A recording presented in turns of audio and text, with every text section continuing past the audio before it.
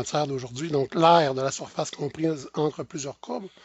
On a vu que l'aire sous une fonction, quand elle est au-dessus de l'axe des x, entre la fonction et l'axe des x, c'est l'intégrale de la fonction. Mais qu'est-ce qu'on fait si je ne me rends pas jusqu'à l'axe des x?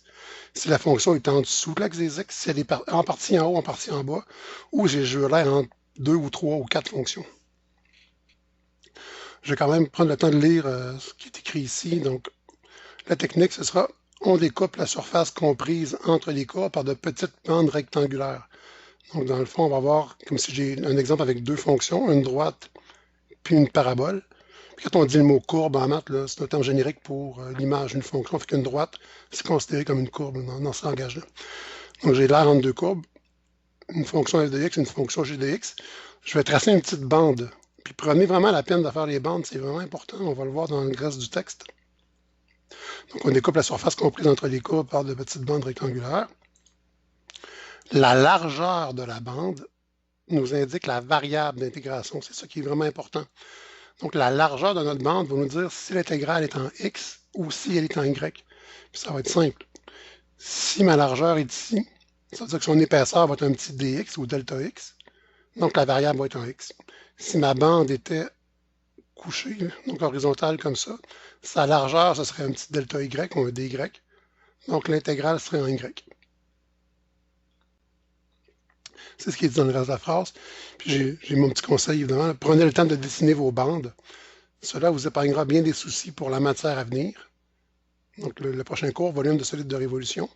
Et particulièrement lorsqu'on viendra le temps de trouver vos bornes d'intégration en calcul dans l'espace. Donc, pour celles et ceux, donc tout le monde, qui vont prendre calcul 3, ben, si vous avez pris l'habitude de tracer vos bornes comme il faut, ça va vous enlever bien des problèmes quand viendra le temps de faire les intégrales doubles ou les intégrales triples. Et évidemment, ben, s'il y a plusieurs points de rencontre, on divisera l'aire en plusieurs morceaux. Écoutez, il y a deux cas de figure qui vont se présenter. Les calculs à partir de bandes verticales ou de bandes horizontales. Puis comment on fait pour choisir est-ce que la bande est verticale ou est horizontale, c'est le petit texte qui est en bas ici. Donc, important, afin d'obtenir un domaine d'intégration régulier, les bandes doivent toujours être délimitées par les mêmes fonctions supérieurement et inférieurement. Ça veut dire ici, est-ce que j'aurais pu faire une bande horizontale? Non. Pourquoi? Parce que pour cette section-là ici, ça aurait fonctionné puisque je vais être à droite à la parabole. Mais pour la section qui est ici, ça ne marcherait pas parce que je vais de la parabole jusqu'à la parabole. Okay? Je ne vais pas de la même fonction à la même fonction. Ici, c'est de la droite à la parabole. Puis ici, c'est de la parabole à la parabole. Puis même dire de la parabole à la parabole, quand je vais faire un moins l'autre, ça va faire parabole moins parabole 0, fait que ça n'aurait pas de sens. Donc, si je suis obligé de faire des bandes verticales, on va voir un exemple pour des bandes horizontales tout à l'heure. Donc, la théorie qui va autant servir pour verticale qu'horizontale. J'ai mon petit dessin qui est ici. Je vais vouloir tout calculer une tranche d'air. Donc, un delta A, c'est l'aire de ma petite bande. Mais c'est quoi l'aire de ma bande? C'est l'aire du rectangle.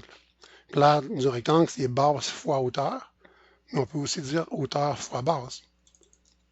Donc, si je viens ici, mon delta A, ça va être la hauteur fois la base. Ça va être égal à quoi?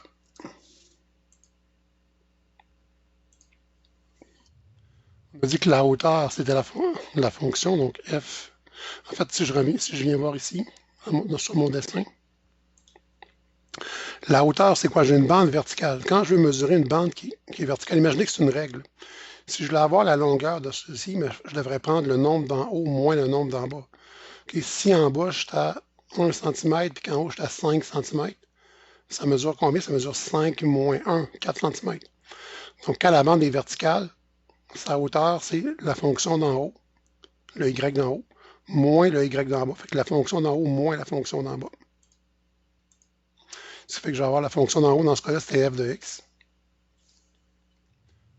Moins la fonction d'en bas, c'est g de x. Puis cette soustraction de fonction-là, je vais la mettre entre crochets ou entre grandes parenthèses, parce qu'elle va multiplier. Donc ça, c'est ma hauteur. Puis elle va multiplier ma base. Puis ma base, c'est delta x. Puis la base de la petite bande ici, c'est un delta x. C'est un petit élément sur l'axe des x. Donc, fois delta x. Je ne sais pas si vous reconnaissez un peu le MathType. Ça, c'est le MathType en dehors de Moodle, le MathType professionnel. Les menus sont plus faciles, sont plus accessibles, mais c'est vraiment la même structure que vous avez dans Moodle. OK. Une tranche d'air, c'est la fonction d'en haut moins la fonction d'en bas fois l'épaisseur qui est delta x. Je pourrais dire que l'air total, quand je vais aller dans mon dessin, si je voulais avoir l'air au complet, un peu comme pour la méthode des rectangles, j'en mettrais plein de petites tranches partout. Puis je dirais que l'air, c'est environ égal à la somme de toutes les tranches. Donc je vais dire que l'air, c'est environ égal. Puis on va être moins formel, je ne mettrai pas d'indice. La somme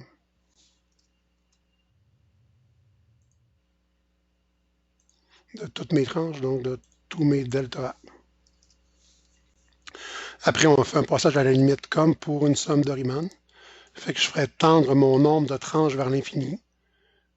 La plus grande des tranches aura une longueur qui tend vers 0, une largeur qui tend vers 0. Je ferais la limite de tout ça, donc ça me ferait un principe de somme de Riemann. Puis on a un symbole pour ça qui est l'intégrale. Donc l'aire que je cherche va être l'intégrale entre les points de rencontre, ou en fait entre les endroits entre lesquels je veux intégrer. Donc je veux avoir l'aire d'ici à ici. Fait que j'intègre de x égale a à x égale b. De x égale a à x égale b.